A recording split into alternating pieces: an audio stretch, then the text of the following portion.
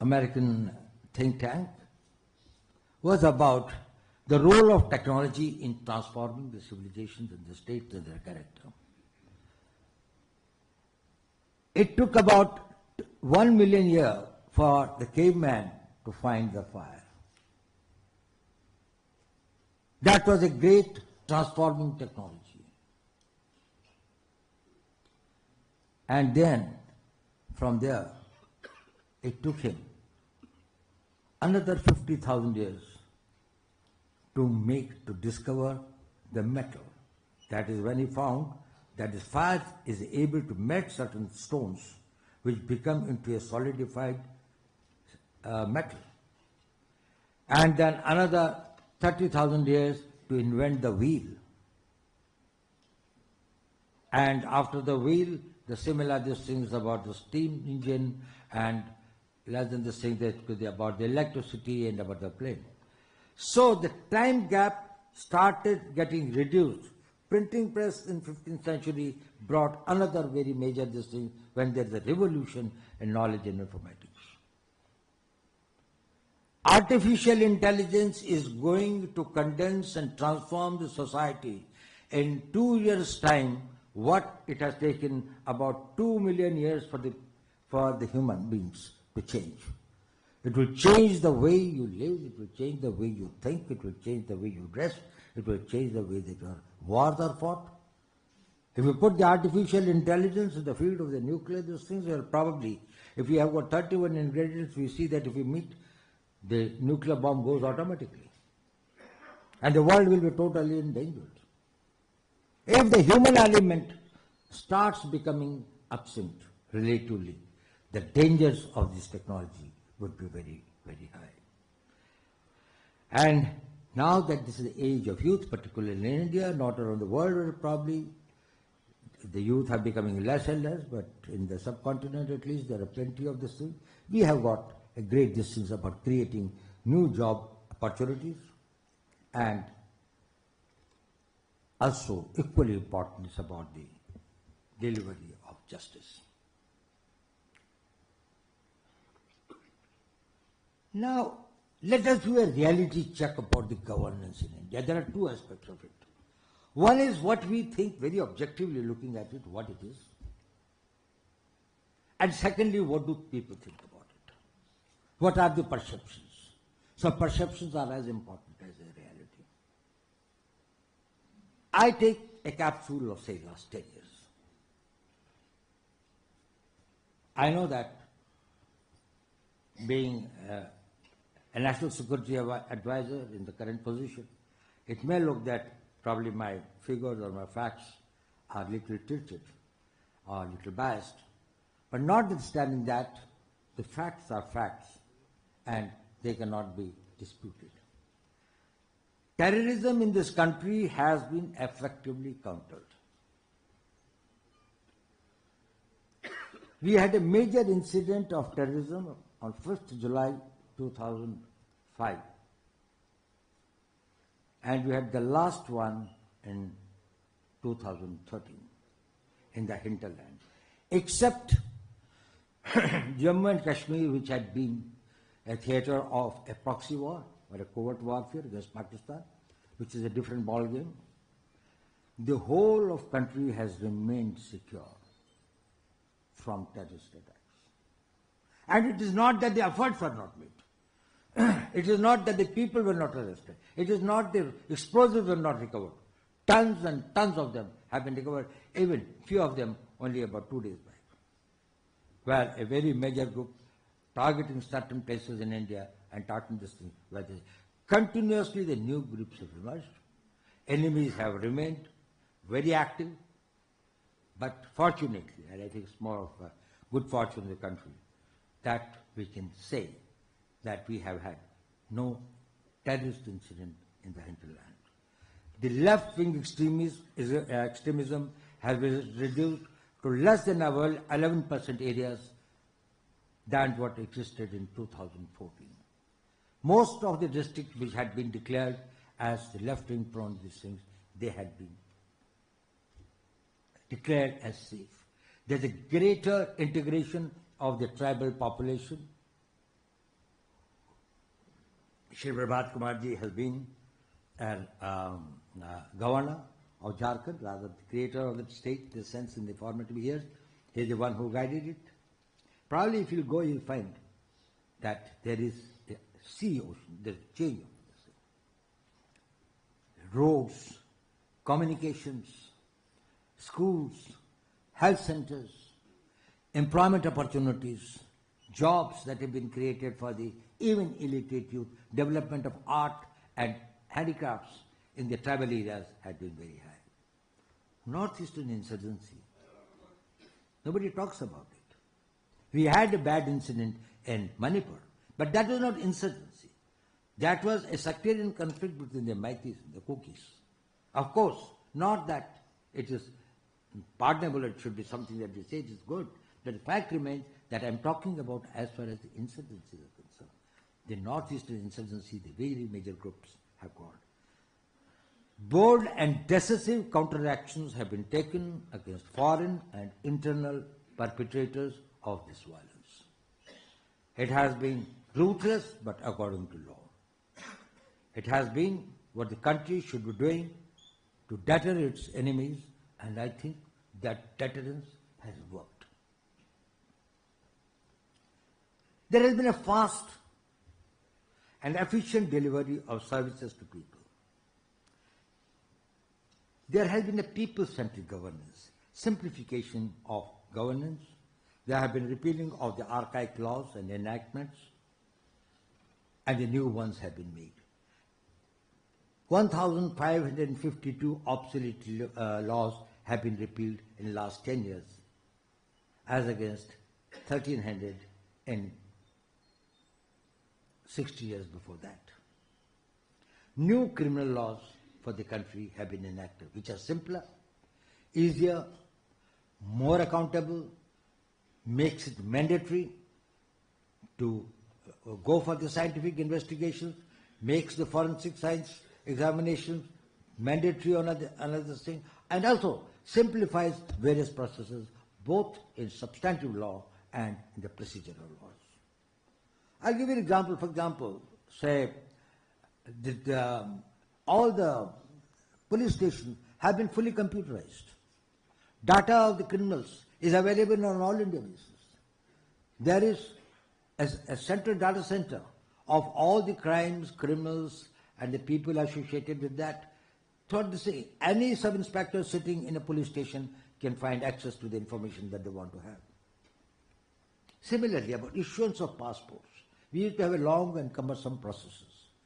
The verification used to take very long time. There used to be some corruptions. Today, 25% passports are issued in 3 days, or less than that. 60% in 7 days, and more than 85% within 14 days. This has made it easier. There is a digital governance that has been this thing. In health, under Ayushman Bharat, the coverage of 5 lakh per family. Similarly, on the national economy, the GDP from $2.15 trillion in 2015 to nearly $4 trillion in 2025 has taken its global ranking from 10th to 5th, and mostly, probably, more likely, very shortly, it will be the 4th. The taxation system, the goods and services taxes. We used to have chungis and the barriers and this thing, and every point was a point of corruption, every point was a point of delay, every point was a point of hardship, both to the producers and the consumers, and the shopkeepers, the retailers, and today we find that it is centralized.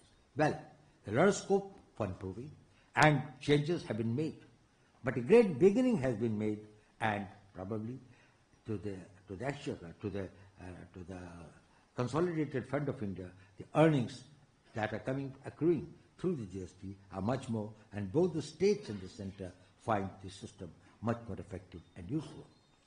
Financial inclusions under Pradhan Mantri Jan Dhan Yojana, providing banking services to unbanked population, which had never thought that they could have their bank account.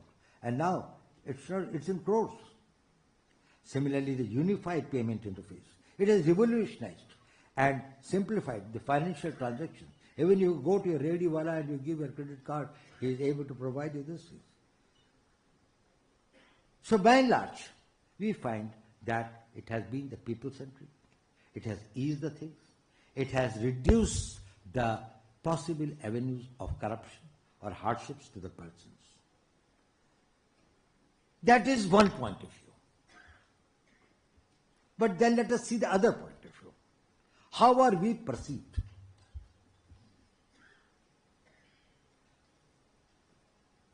World does not necessarily perceive us as an egalitarian, inclusive democracy which provides constitutionally guaranteed fundamental rights, has got the adult franchise, has got the equal rights for everyone, irrespective of their caste, religion, gender, or any linguistic identity.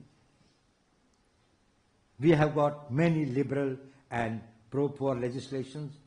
We have also got an independent judiciary, actually very rightly too independent, and we have got very powerful institutions like the Election Commission, Comptroller and Auditor General, the Union Public Service Commission to ensure that there is no governmental interference in these matters. However, global perceptions and projections do not carry this image of India. Whether it's on the district, we had just got one study conducted about, let's say, last 3 months.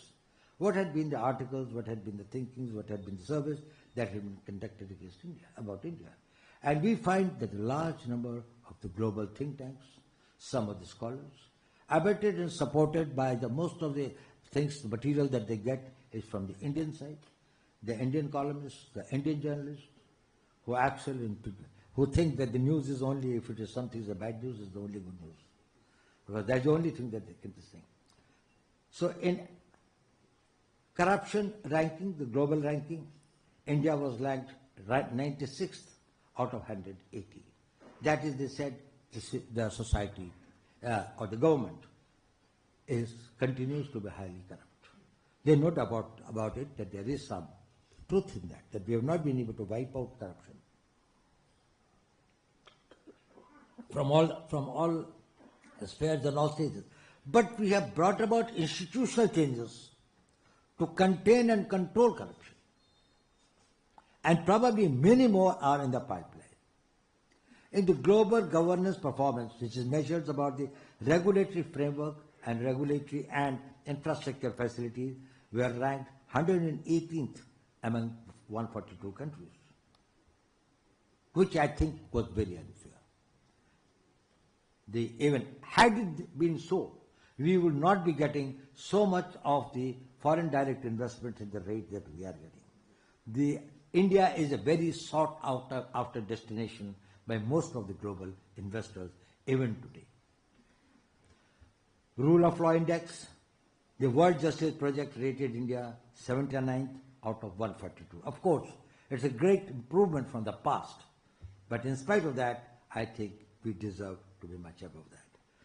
The Press Freedom Index says India ranks as 151 amongst 182 countries. I think, I don't know, what could be more freedom in India than the freedom of press, that they can write everything that they think is somebody's idea but does not have any substantial facts to support it. But it is all right. And then the social media and the freedoms that the people enjoy. Accountability, the Indian rating was 1.47%. It is true that the methodology adopted is not fair. There are certain biases. There are certain other factors, invisible factors also, which play a role in that. But there's also a need for us, for introspection, and to have self-criticism, to identify where are the shortcomings and what needs to be done. Not what the others are telling, but we ourselves experience. And I would like to allude to some very specific areas where I think the Indian governance needs much greater focus and much concerted efforts to achieve that. One is the need for greater accountability. I think I've already shot my time away. This thing of the greater accountability. Low tolerance for defaulters is necessary. Sympathy misplaced is the worst form of cruelty. Supporting or shielding the people who are wrong as should be made as punishable and as this thing. Somebody told me, how can you bring this thing, the change and reduce the corruption in police? I said, it's a very simple method. Nobody will know about a corrupt police officer except his immediate superior. He is the one who comes to know about it first. If there is something adverse against a police officer, then let there be an adverse entry also on his listing that he could not control corruption amongst his subordinates. He will see that he will bring down at least to 50%. Because then it is in his interest to see that the people below him do not become visibly corrupt at least. But if it is not, then he becomes a party to that. Second is the capacity building. Now capacity building I think is important. Now the new technologies, the new challenges and the new vision of India to become a developed country.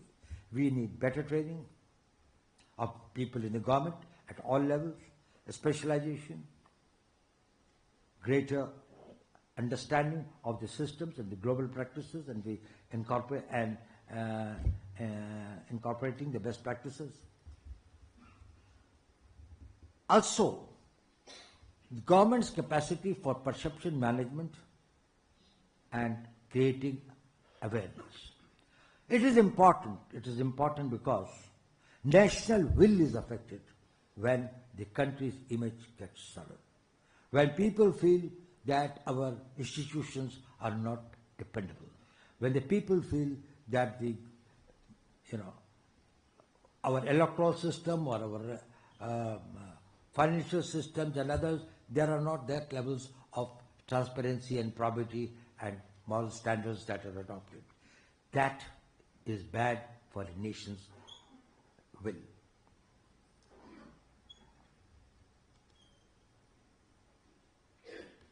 And I think one thing which is very important is that our institutions should be strengthened, but at the same time we should also ensure that the credibility of the institutions in the public eye is not eroded by disinformation, by hostile propaganda, or by vested political interests. These institutions are sacrosanct. They should be seen above politics. People's losing faith in these institutions, whether it is your defense forces, security forces, judiciary, electoral systems, comptroller general, etc., that will be something which will be very, very disastrous. So I think these are the areas we have to focus on. Ladies and gentlemen, we are thinking of a Viksit Bharat. We are aspiring. We are doing everything that will go for Viksit Bharat. But let me tell you that you can never have a Viksit Bharat with an archaic governance structure, with the standards of governance which do not measure up to the levels of a developed country. So we have got to train ourselves, we have to equip ourselves, we have to organize ourselves, we have to bring about a convergence in our policy making and in our program making, and also a whole of the government approach in their execution. Our executive skills and capabilities have got to be enhanced substantially. Once again, sir, I am very grateful to you for giving me this opportunity. It has been indeed a great pleasure for me to interact with me and share some of my thoughts with you, but I can definitely tell you that the country is on the ascendancy, is doing very well, and it has got a great future, and with the efforts that every Indian is making today, every Indian who is becoming aspirational, every mother who wants a child to go to the best of schools even when it comes from a very low economic group and others, is something which is extremely boosting, morale boosting, and I'm very confident that the vision of Sardar Patel of a great India, of an integrated India, of a powerful India will be realized by this generation. Thank you very much.